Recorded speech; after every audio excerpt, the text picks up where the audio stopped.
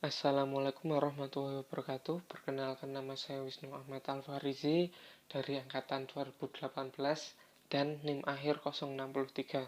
Nah, di sini saya akan sedikit menjelaskan hasil penelitian saya yang berjudul pengaruh gender terhadap kecenderungan memilih lanjutan setelah lulus menggunakan uji korelasi K-kuadrat. Nah, langsung saja pada proses pengambilan data. Nah, data ini saya ambil dari 3 kelas yang terdiri dari 90 siswa pada salah satu jurusan di SMK negeri dengan tingkat kesalahan 10%. Nah, saya di sini pada proses pengambilan data itu meminta tolong kepada guru yang mengajar di sana agar meminta tolong kepada siswa dan siswinya untuk mengisi form yang saya berikan melalui Google Form. Nah, dari 90 siswa tersebut saya memilih 47 orang sampel yang terdiri dari 16 laki-laki dan 31 perempuan. Nah, ini merupakan tabel yang data yang saya ambil tadi.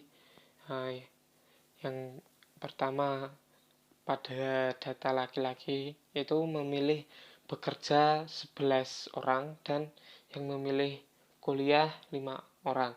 Nah, sementara yang data perempuan itu yang memilih bekerja 19 orang dan yang memilih kuliah 12 orang.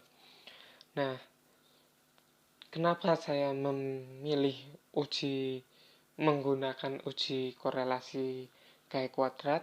Nah, karena data yang saya ambil ini merupakan data korelasi antara dua data, yaitu antara laki-laki dan perempuan.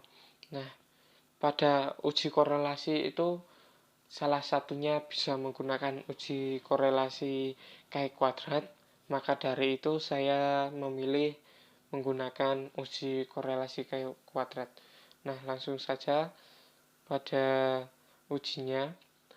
Nah, di sini H0 yang saya ambil yaitu frekuensi observasi dan harapan adalah sama, yaitu tidak ada perbedaan antara laki-laki dan perempuan terhadap kecenderungan memilih antara bekerja atau kuliah. Nah, H1-nya itu frekuensi observasi dan harapan tidak sama, yaitu kebalikan dari H0, yaitu ada perbedaan antara siswa laki-laki dan perempuan dalam memilih lanjutan setelah mereka lulus. Nah, selanjutnya menghitung frekuensi observasi atau FE pada masing-masing kolom dan baris. Nah, dengan rumus FE sama dengan jumlah baris ke I dikali jumlah baris ke J dibagi jumlah sampelnya. Nah, sebagai contoh seperti ini. Nah, ini untuk mencari FE salah satunya jumlah ini dikali jumlah ini dibagi jumlah ini, dan terus jumlah ini dikali jumlah ini dibagi jumlah ini, kemudian jumlah ini dikali jumlah ini dibagi jumlah ini, dan yang terakhir jumlah ini dikali jumlah ini dan dibagi jumlah ini. Nah, maka dari itu diperoleh yang FE pertama itu 10,212, kemudian yang kedua 5,787, kemudian yang ketiga 19,787, dan yang terakhir 11,212. Nah, selanjutnya kita membuat tabel kerja untuk menghitung harga K-kuadrat.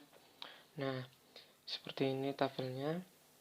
Yang pertama, kita memindahkan tadi data yang kita peroleh dari pengambilan data, kita pindah ke sini.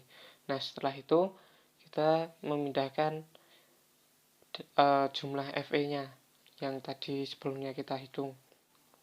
Nah, kemudian kita mencari FO dikurangi FE. Nah, ini keempat-empatnya langsung kita hitung saja dan hasilnya seperti ini.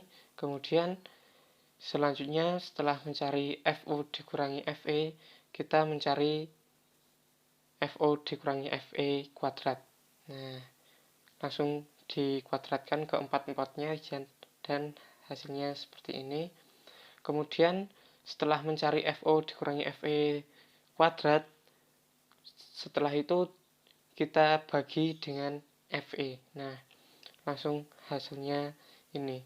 Nah, setelah keempat-empatnya sudah dicari FO dikurangi FE kuadrat dibagi FE-nya, kita jumlahkan keempat-empat tersebut.